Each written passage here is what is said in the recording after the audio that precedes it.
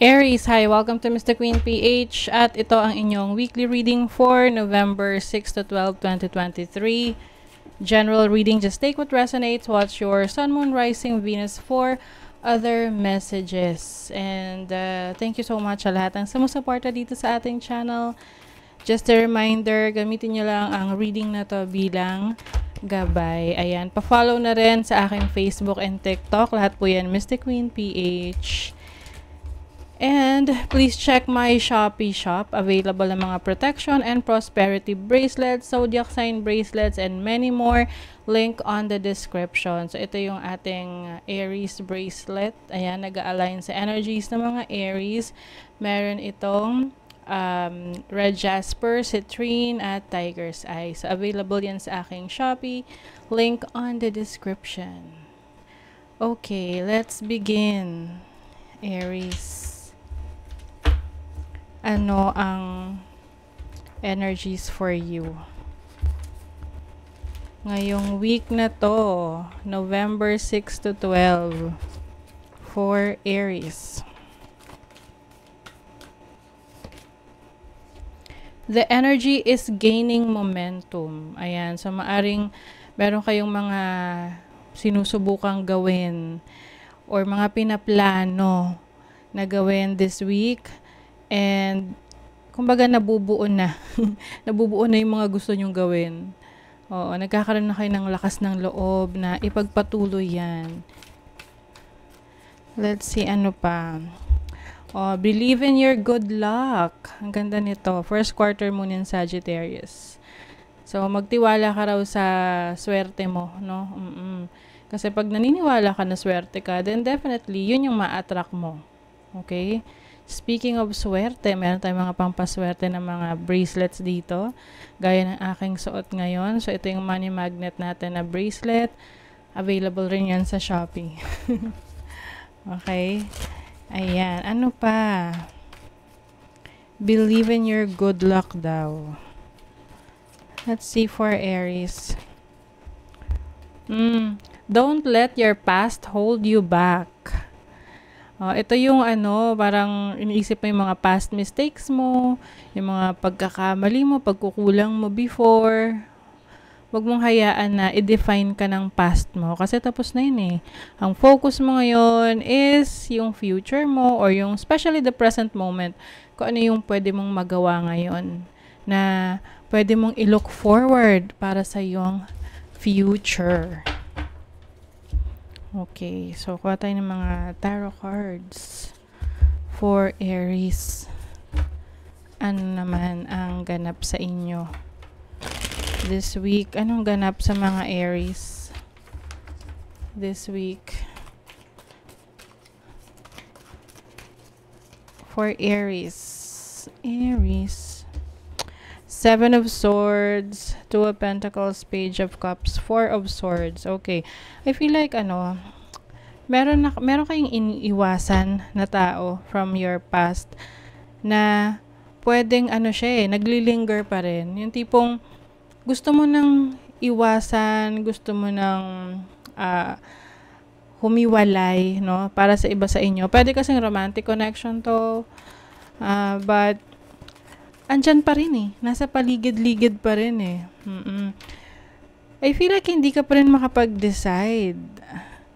Oo, nandun ka pa rin sa point na you are trying to figure things out, pinag-iisipan mo. Ipagpapatuloy mo pa ba to? Kaya lang meron trust issues kasi rito. So, maaring hindi ka na nagtitiwala sa sitwasyon na yan, sa tao na yan, sa trabaho na yan.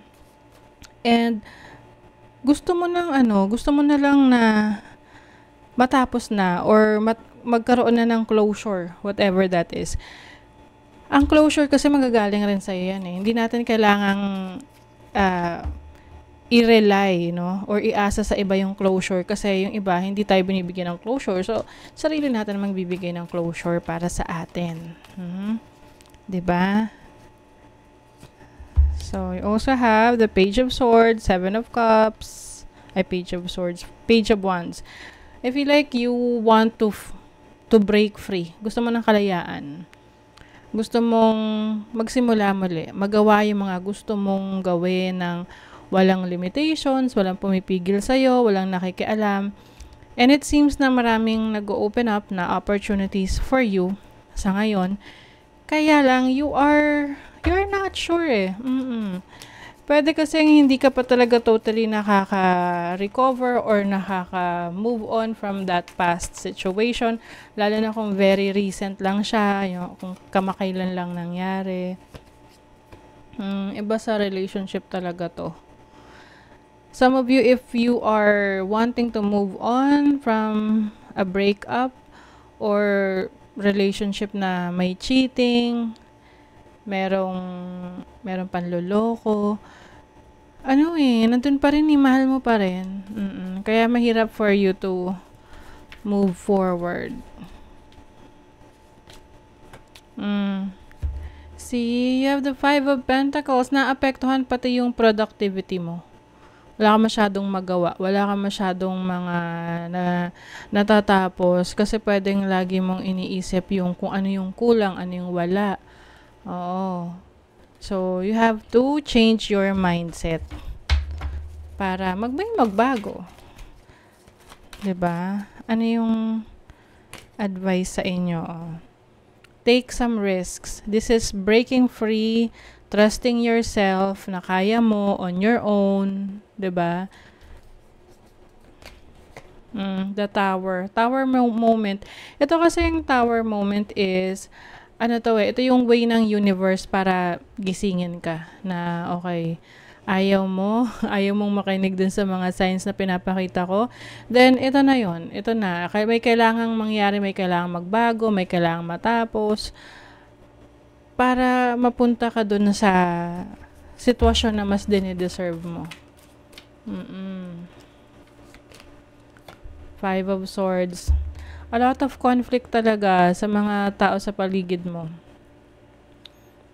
If things are really conflicting na sa'yo, Aries, I think kailangan mo nang pag-isipan kung talagang magsistay ka dyan.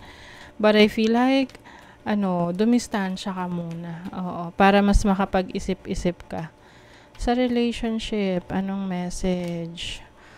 See, unrequited. Ikaw lang ata nagmamahal dito sa taong to. Ikaw lang nag-e-effort. Pero siya wala siyang effort na binibigay sa'yo. See? Pinag-heal ka na ng universe. It's time to heal. Focus your energy on healing. Sa iyo namang kaperahan. Discovery. Ito na, meron kang i-explore ng mga bagong opportunity sa paligid mo. Kailangan lang ikaw yung kumilos, no? Mag-take a step ka, mag-step forward ka. 'Di ba? Balance. Bringing balance in your life, in your finances. Aware ka dapat sa income mo, yung pasok ng pera mo, sa paglabas ng pera mo, para alam mo kung paano i-manage yan. Okay? So, that is your reading, Aries. Kung nagustuhan nyo ito, naka-resonate kayo, mag-comment kayo dyan, like, share, subscribe, para lagi kayong updated sa ating mga readings. Thank you so much, Aries. See you again.